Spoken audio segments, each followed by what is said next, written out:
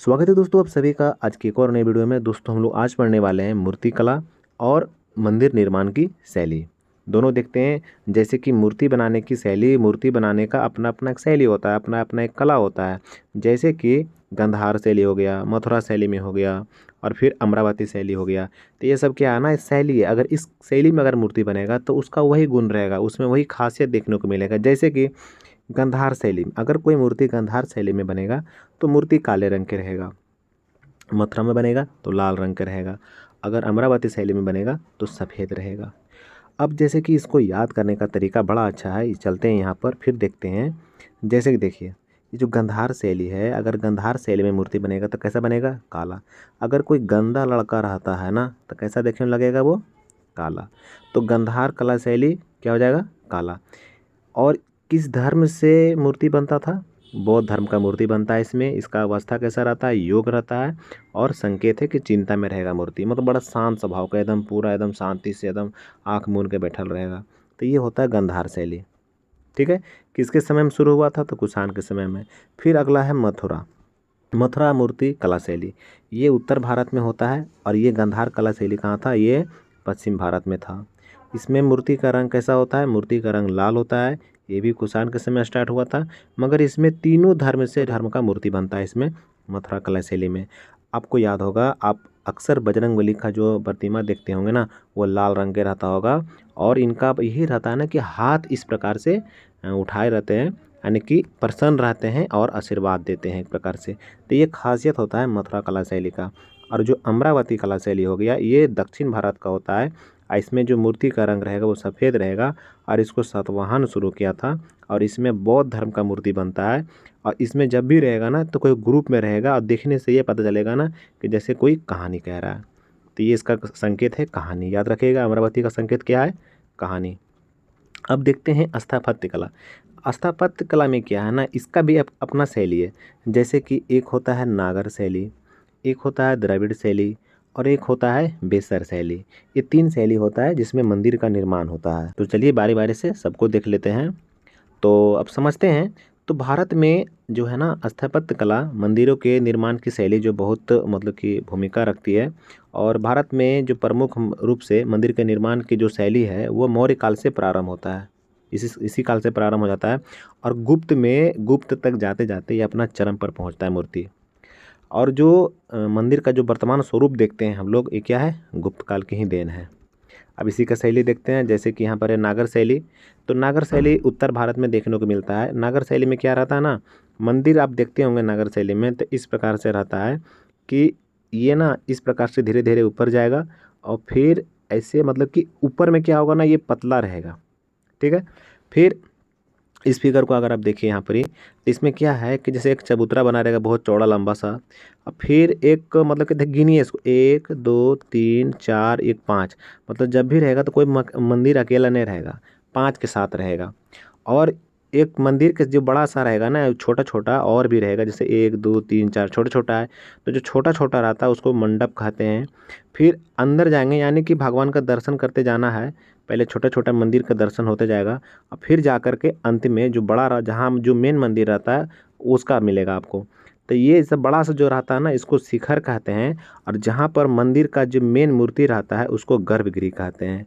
तो ये अगर आपको ऐसा देखने को मिल गया कि मंदिर है जो ऊपर पतला हो गया है, पतला होने के साथ साथ में आपको यहाँ पर एक आमलक देखने को मिलेगा, और फिर एक झंडा रहेगा बना, तो समझ जाना कि ये नागर शैली है। कैसे शैली है? नागर शैली है। और ये आपको उत्तर भारत में ही देखने को मिलेगा। अब आगे चलते हैं, समझते हैं। ये उत्तर भारत में हिमालय से लेकर विंध्याचल पर्वत तक मिलता है। नागर शैली मंदिर जो गुंबद होता है वह नीचे चौड़ा होता है, जैसे जैसे ऊपर जाता है पतला होते जाता है। वही चीज़ है, मतलब कि जैसे जैसे ऊपर जाएगा ये क्या होगा? पतला होते जाएगा। यह गुंबद रेखीय होता है जो शिखर कहलाता है। जो सबसे टॉप रहेगा उसको क्या कहते हैं हम लोग? शिखर कहते हैं। शिखर के ऊपर एक रिंग बना दिया जाता है, इसको आमलक कहते हैं। क्या कहते हैं उसको? आमलक कहते हैं। और आमलक के ऊपर एक क्या होता है? कलश रखा जाता है। और कलश के बगल में एक झंडा रखा जाता है, ध्वज रखा जाता है। नागर शैली के मंदिर कभी भी अकेले नहीं होते, बोले ना। इसे 5 मंदिर के ग्रुप में बनाया जाता है, इसलिए इसे पंचायतन शैली भी कहते हैं, क्योंकि ग्रुप में बनाया जाता है, अकेला नहीं रहता मंदिर। और इस मंदिर के चारों ओर चार दीवारी नहीं रहती, यानी कि घेरा नहीं रहता इस प्रकार से चार दीवारी से। यहाँ किसी भी प्रकार का तालाब भी नहीं होता है, क्योंकि उत्तर भारत में जो नदी होता है ना, इसका कमी ही नहीं है, इसलिए मंदिर में कोई भव्य द्वार भी नहीं होता है। यानी तालाब नहीं रहने का रीज़न ये है कि यहाँ नदी का कमी नहीं है, और साथ में यहाँ पर ये बता रहा है कि इसमें कोई भव्य द्वार नहीं होता है। अब समझते हैं, एक शाखा गुजरात में भी है, इसे सोलंकी शैली भी कहते हैं। जैसे कि मंदिर का जो मंदिर बनाने का जो कला होता है ना, गुजरात में भी है, तो उसको सोलंकी शैली कहते हैं। तो बड़ा छोटा सा पॉइंट था, तो इसको यहीं पर लिख दिया गया है। अब समझते हैं आगे। तो अगर आपसे पूछ देगा कि गुजरात में कौन सा शैली है, तो ये सोलंकी शैली है। फिर एक होता है द्रविड़ शैली, और इसी को कहते हैं विमानन शैली।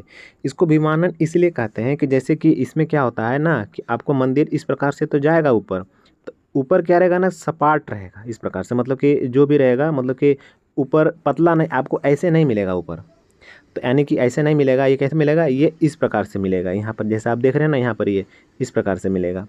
तो ऐसा जब मिलेगा हमको द्रविड़ शैली में, तो ऊपर क्या रहेगा, ऊपर से सपाट रहेगा, और इसमें हर एक स्टेप है, मतलब एक तला हो गया तो एक तला पर भी यहाँ पर मूर्ति, सब मूर्ति बना रहेगा।